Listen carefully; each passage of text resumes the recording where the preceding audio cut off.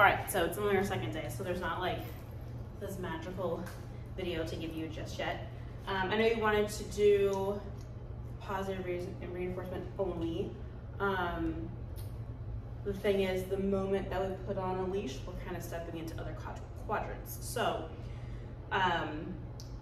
paired alongside positive reinforcement, we're going to be working on a little bit of negative reinforcement, which by definition is removal of something to increase the frequency in which a behavior happens. So what I mean by that is, I want her, when she feels leash pressure, to understand how to remove it so that she's not digging into it more and creating frustration and reinforcing the pulling further, which, you know, we don't want her to damage her throat or anything like that. So I'm totally cool with no prongs, whatever. So I want to kind of balance between, hey, this is a good area to be with. When you move out of this area, there's going to be a little bit of pressure, and in order to remove that pressure, you have to come back into the desired behavior, which then will cycle you right back into the positive reinforcement part of it. So the big thing yesterday and today is going to be marker inquisition. So I know you wanted to use a clicker. I think that was you that wanted to do that. So we're doing a clicker, which is, I want her to understand that when she hears this clicker, that food will be presented. So it can mark a moment in time that I like something that she does. What are you doing? And it can bridge the gap between delivery of marker and desired behavior, so that we don't accidentally reinforce anything that happens between those two events. So right now it's really just, she hears a click, food happens. And I don't want there to be a behavior tied to it right now. Like, it's just, you hear the click, food happens. So I'm gonna wait for her to do various things to do that clicker, and switch things around so that she's not like, oh, like doing this makes food. I want it to be clicker equals food. So that way I can shape new behaviors. And then once she understands clicker equals this, then we can kind of go into like, when you're doing this, the clicker happens. So right now we're classically conditioning the clicker to equal food. And then we can use it to doing this behavior presents the clicker, which presents the food, if that makes sense. So we're doing a little bit of that, and then just kind of introductory to luring. So like, we've been doing a lot of going into a heel position. Yeah, good girl. And I want the marker to be like a fun thing. Like, she's super food motivated, which is very nice, but I want to up the value of food by how I deliver that reward. So I want the reward event to be, to come chase after this food. Yeah, so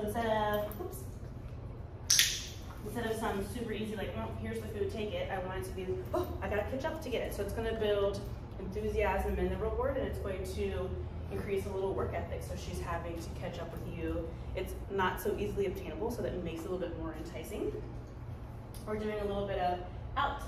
I want her to understand how to move out of our space. I think that space advocacy is really important for both us and for her as she gets older. So out, just pairing that word out, meaning you move backwards a little bit. Out, so I'm stepping into her space, tossing that food away after I say the word out. But she's all fun, happy to do it. Out, out. You didn't see it. There it is. Really? Good job. So yeah, my earthy right now is just, let's have fun. This is all good stuff.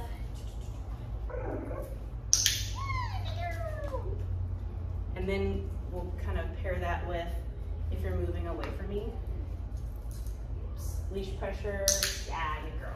So with leash pressure, the negative reinforcement, I want it to be when she feels pressure, when she moves towards that source of pressure, it removes the pressure, makes it go away, and a moment of positive reinforcement. So it's going to help her understand to, instead of resisting pressure, which is what every living creature does. If you're standing up and I walk over and I push on your shoulder, you're going to lean into my pressure so that you don't fall over backwards. It's just what everyone naturally does. So when dogs feel pressure, you'll kind of see like a moment of leaning into that pressure. which can create more pressure. And if we